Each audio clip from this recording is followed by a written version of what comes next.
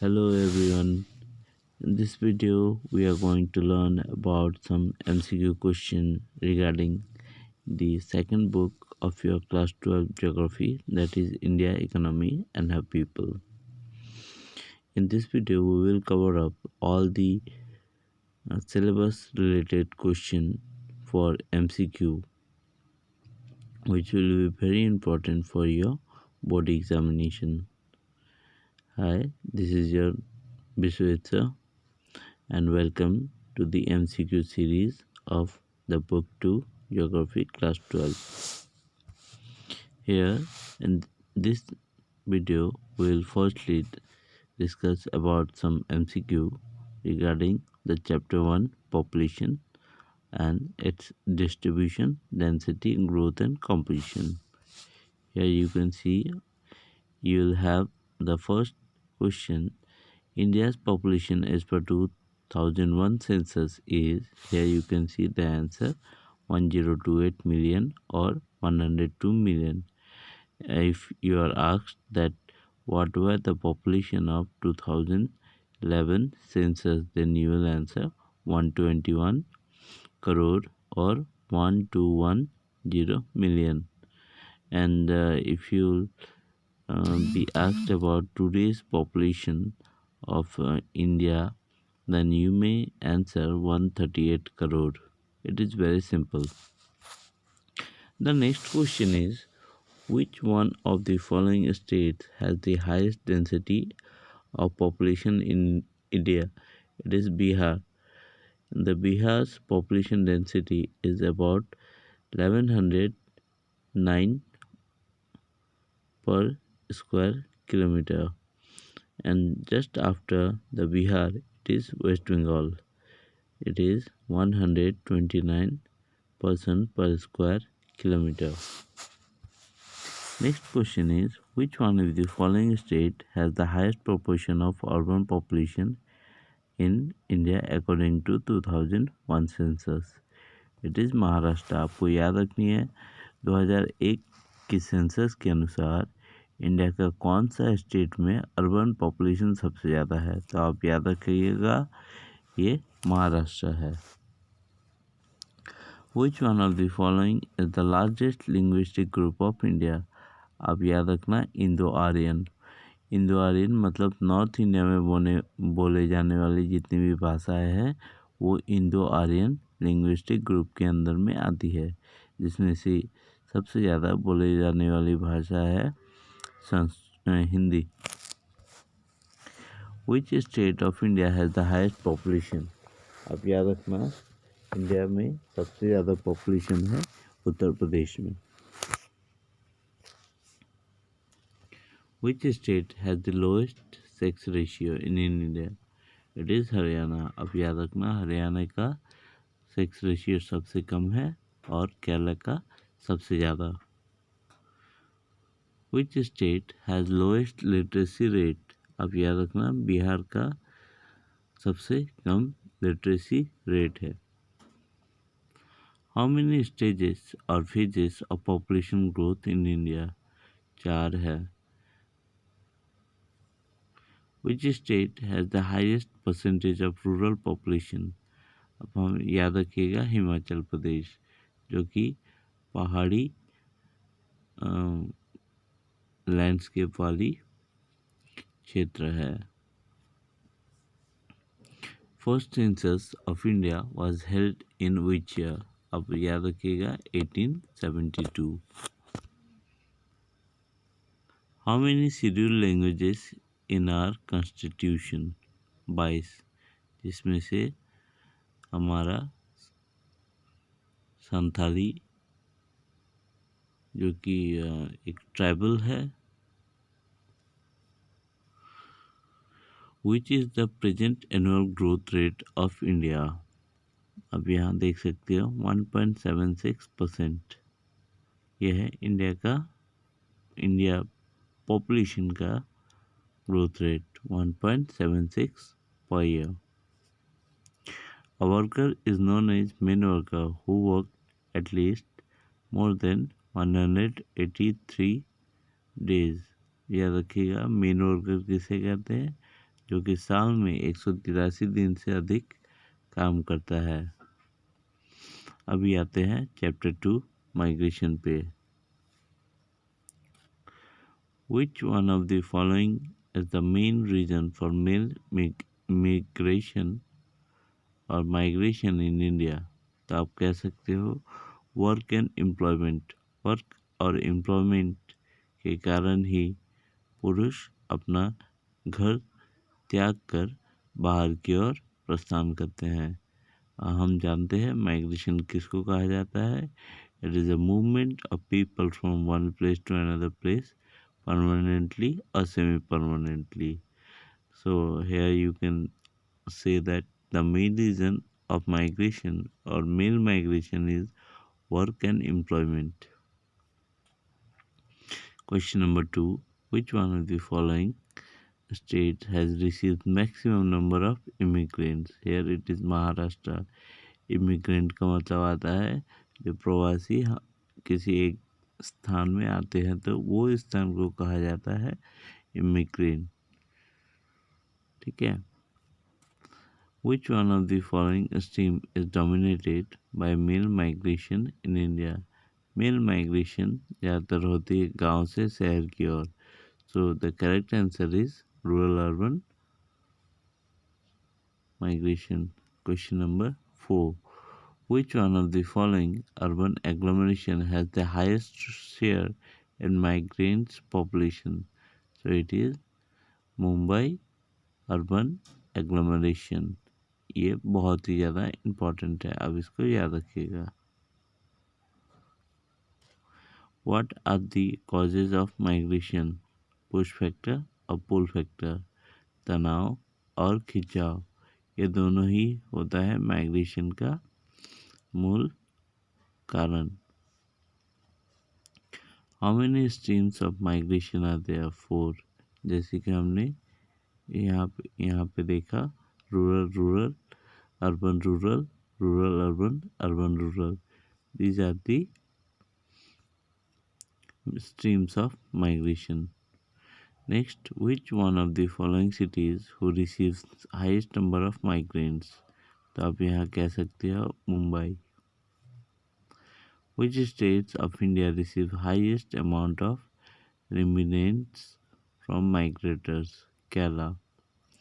केरला में विदेशी अब बहुत ज़्यादा आते हैं जिससे कि हमारे देश में एनपीपी एनडीपी की बढ़ोतरी होती है, नेशनल डोमेस्टिक प्रोडक्शन, और आप कह सकते हो नेट डोमेस्टिक प्रोडक्शन।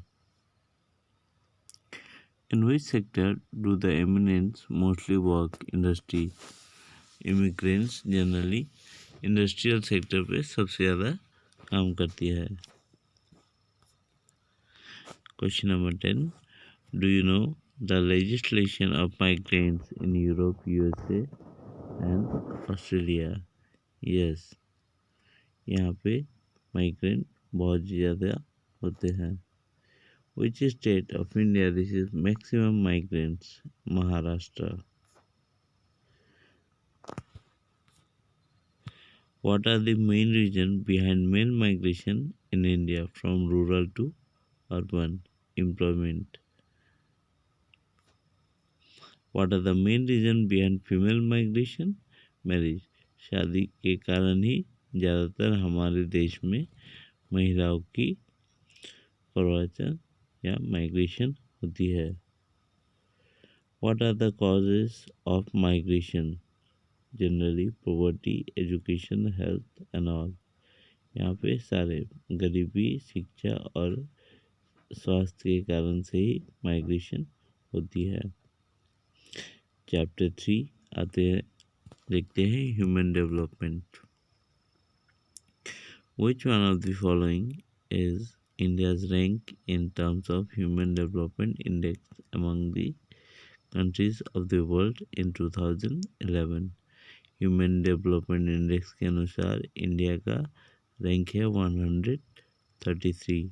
अगर आप बात करो 2019 की, then it is 129। Which one of the following states of India has the highest rank in the Human Development Index? अब याद रखना केरला और सबसे लो किसकी है, तो यहाँ पे आंसर होगा Orissa. Which one of the following states of India has the lowest female literacy? तो ये याद रखना बिहार और सबसे ज़्यादा है केरला का। Which one of the following states of India has the lowest female child sex ratio? Child sex ratio कहाँ सबसे कम है, तो ये होगा हरियाणा। हरियाणा में भ्रूण हत्या जैसी घटनाएं अक्सर दिखाई देती है। Which one of the following union territories of India has the highest literacy rate? तो आप याद रखना लक्षद्वीप। लक्षद्वीप जो कि अरेबियन सी में स्थित है।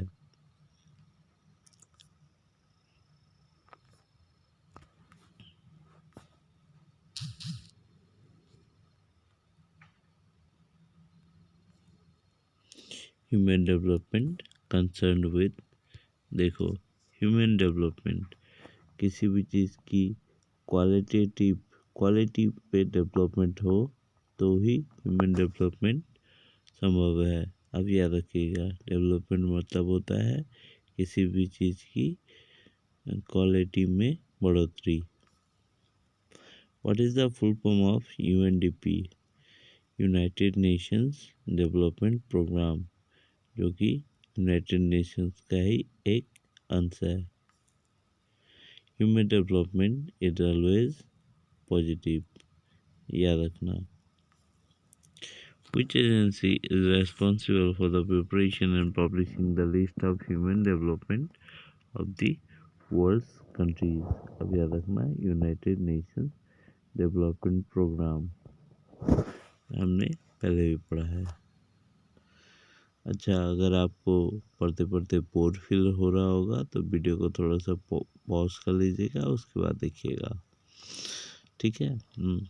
तो आते हैं अब, what is the literacy rate of India on the basis of 2011? It is 74.1%।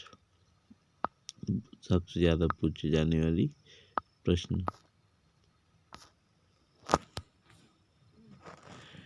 फिर आते हैं, name the country having highest human development index.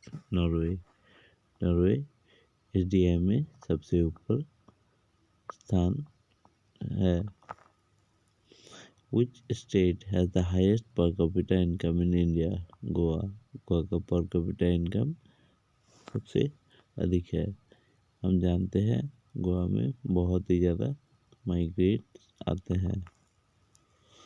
Chapter 4 human settlement. Which one of the following towns is not located on a river bank? यहाँ आगरा भी, गंगा, यमुना, पटना,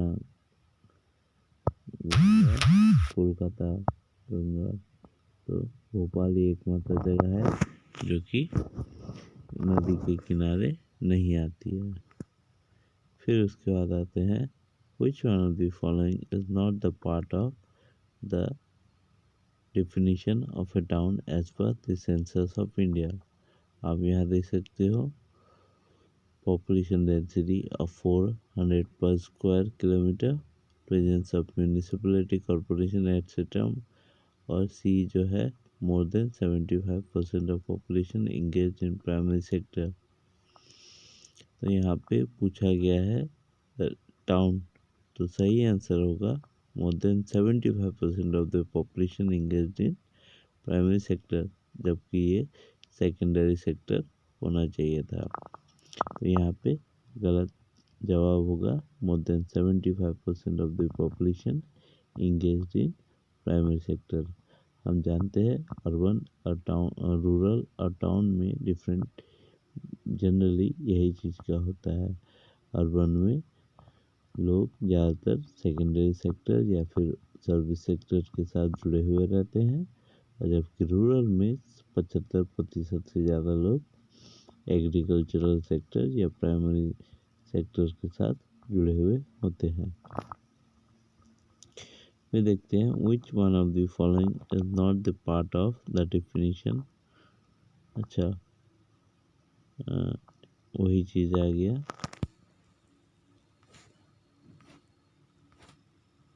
अच्छा, ये रहा question number 3, in which one of the following environment does one accept the presence of dispersed rural settlement. तो इसका सही answer होगा forest and hills in north east. Generally forest और हिल एरिया में ही डिस्पर्स सेटलमेंट देखने को मिलती है। फिर आते हैं अब which one of the following group of cities have been arranged in the sequence of their ranks, that is 1 2 3 and 4। अच्छा, अगर आप देखोगे कि साइज के अनुसार कौन सी शहर का रैंकिंग हम कर सकते हैं इंडिया में, तो साइज में सबसे बड़ा है ग्रेटर मुंबई, उसके बाद आता है कोलकाता, उसके बाद दिल्ली, उसके बाद चेन्नई। तो आप ये याद रखना, सबसे बड़ा शहर जो है वो है ग्रेटर मुंबई, उसके बाद कोलकाता, उसके बाद दिल्ली, उसके बाद चेन्नई।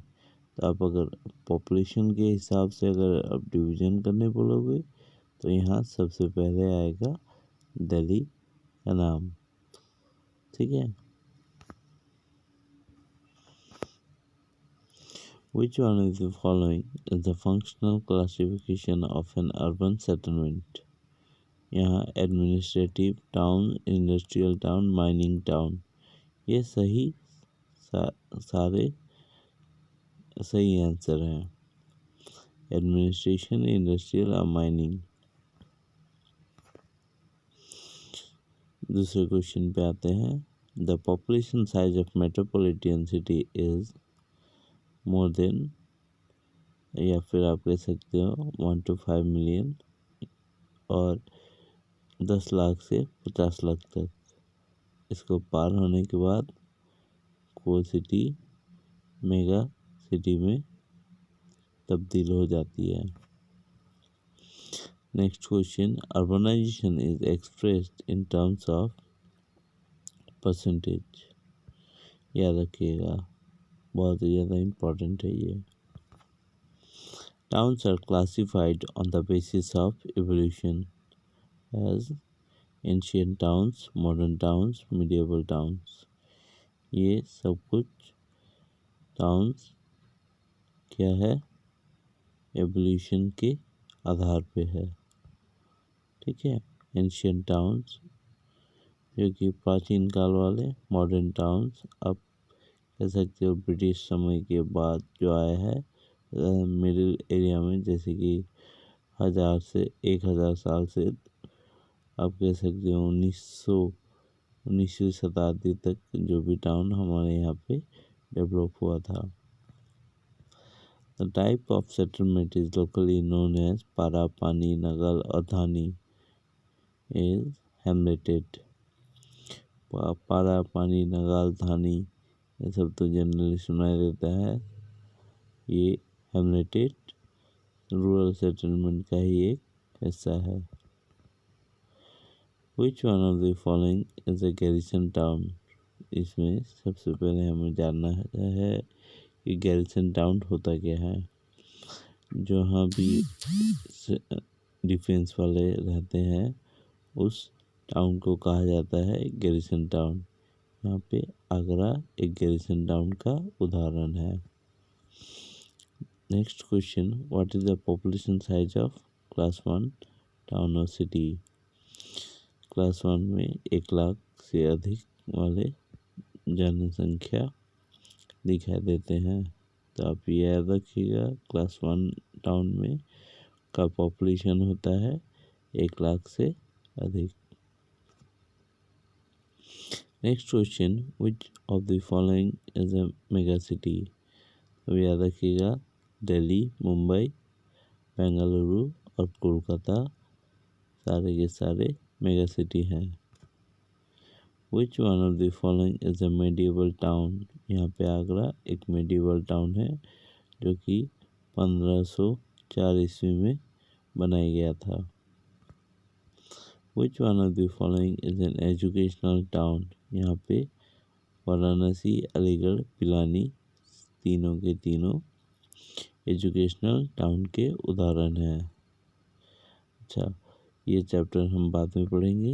वीडियो थोड़ा सा ज़्यादा ही लंबा हो रहा है। नेक्स्ट वीडियो में हम चैप्टर 6 से शुरू करेंगे। तब तक के लिए धन्यवाद।